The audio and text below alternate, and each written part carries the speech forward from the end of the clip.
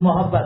پھر ایسے زمانے میں جو عصبیت کا زمانہ ہے، جو حالات چل رہے، مجھے بولنے کی ضرورت نہیں، مساجد کی کمیٹیوں کا لڑنا، قبرستان والوں کا لڑنا، اور ایک جگہ دارالقضاء کے ذمہ دار انتقال کر گئے، آپس میں لڑے، ایک جماعت کے دو حصے بنے، مدھیہ پردیش کے اندر ایک جماعت کے دو حصے بنے، بیچ میں ایک دیوار کو بند دیا گیا، یہ جماعت ادھر، بی جماعت ادھر، 5 بجے ان کی جماعت، 5:15 بجے ان کی جماعت، ان کا قرآن ایک، ان کا حدیث ایک، ان کا کلمہ ایک، ان کا کعبہ ایک، ان کا قبلہ ایک، ان کا کام کرنے کا طریقہ کار ایک، لیکن فرق آپس میں اختلاف کا، فلاں کا یہ اختلاف امت کو تباہ کر کے رکھ دے گا، برباد کر کے رکھ دے گا.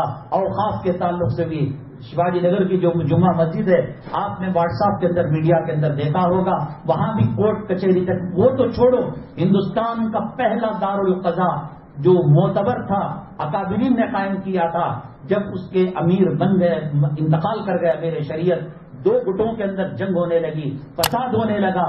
قائم کیا گیا تھا مسلمانوں کے میاں بیوی کے مسائل، نجی مسائل ہم حل کریں گے، تھانوں کو نہ جاؤ، یہ خود تھانہ پہنچ گئے، یہ خود کورٹ کو پہنچ گئے. بڑی بڑی تنظیمیں، بڑے بڑے ادارے، یہ اچھی علامت نہیں ہے. قرآن کہتا ہے وَلَا تَنَازَعُوا فَتَفْشَلُوا وَتَذْهَبَ رِيحُكُمْ. مسجد جو بھی ہو، اذان ہماری ہے، امام ہمارا ہے، نماز ہماری ہے، اختلافات کو ختم کر دیں. اختلافات امت کو کمزور کر دیں گے، تباہ کر دیں گے، برباد کر کے رکھ دیں گے. مقدمات واپس لا لیں، تم ہی چلاؤ مسجد، تم ہی چلاؤ، نماز ہوتی رہے، بیان ہوتا رہے، دین کا کام ہوتا. آج ہو رہا ہے، آپ یاد کریں گے، آج سے 10 سال بعد خدا نہ کرے کیا حالات امت کے اندر پیدا ہوں گے. 500 مساجد کو دلی کے اندر آس پاس کے علاقوں میں نشانہ بنایا گیا، اور اتر پردیش کے مدارس کو کہا گیا اپنا ڈاکومنٹس پیش کرو، رجسٹر کو پیش کرو، اور جو تم نے پلان منظور کیا کون کرتا ہے؟ ہاتھ کھیت میں مدرسہ رکھ دیا، بابا کے گھر میں رکھ دیا، دادا کے قلعے میں رکھ دیا، کون پلاننگ منظور کرایا؟ قانون یہ ہے کہ پلان کے بغیر جو عمارت بنائی جاتی ہے وہ کتنی کروڑوں روپے کی اس کو اٹھا دیا جاتا ہے. ایسے شیخ الہند لائبریری دارالعلوم دیوبند کی، وہ 250 سال سے سر اٹھا کر جی رہا تھا. جب ایک مخصوص قسم کی حکومت آئی تو وہاں کے ذمہ داروں سے کہا اتنی بڑی عمارت آپ نے بنی ہے، پلان دکھاؤ. کہاں پلان تھا؟ تو وہاں کے اکابرین نے کہا اب تک تو نہیں مانگا تھا، اب مانگ رہے ہیں، اس کے بعد ہم کوشش کریں گے. اب اس کے اندر کیا ساز باز ہوئی، کیا ہوا معلوم نہیں. دارالعلوم دیوبند کے صدر گیٹ پر ہر 26 جنوری کو، ہر 15 اگست کو جھنڈا لہرایا جاتا ہے. تم نہیں لہراؤ گے تو پھر ہم اس کا پلان پوچھا کریں گے. ایسے نازک دور کے اندر میں کہہ رہا ہوں یہ جمعہ ہو گئی، یہ اثر ہو گئی، کوئی مغرب کی ضمانت نہیں. اللہ کی عزت و جلالت کی قسم، بہت بدترین حالات ملک کے اندر آنے جا رہے ہیں.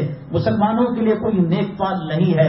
قرآن کی وہ چیز یاد کرے، اس حضرہ یعقوب الموت اس قال لبنی ما تعبدون من بعدی. مرنے والے کو پوچھنا چاہیے اولاد کو سامنے کر پراپرٹی، جائیداد، بلڈنگ، دکان، شاپنگ کمپلیکس، فیکٹری نہیں. ما تعبدون من بعدی، میرے سامنے تم نماز پڑھ رہے تھے، میرے سامنے تم روزہ رکھ رہے تھے، میرے سامنے لبیک اللہم لبیک کہہ رہے تھے. ما تعبدون من بعدی، میں تو مر کر جا رہا ہوں، تم کیا کرو گے؟ قالوا نعبد الہک و الہ آبائی کا. جب انہوں نے کہا جو دین آپ ہمیں پہنچا کر گئے ہیں اسی دین پر رہیں گے، تب یعقوب علیہ السلام کی روح قبض ہو گئی. اب وہ وقت آ گیا ہے بچوں کو کھڑا کر، لڑکیوں کو کھڑا کر یہ پوچھا جائے کہ ما تعبدون من بعدی. اللہ کی قسم، ارتداد کے حالات، مساجد کو مسمار کرنے کے حالات، پہلے مسجد کو ایک ڈھیلا لگتا تھا، پوری قوم کے اندر انقلاب آ جاتا تھا. 10 مساجد، 10 مدارس پر جو ہے حملے ہو رہے ہیں اور برے حالات ہو رہے ہیں.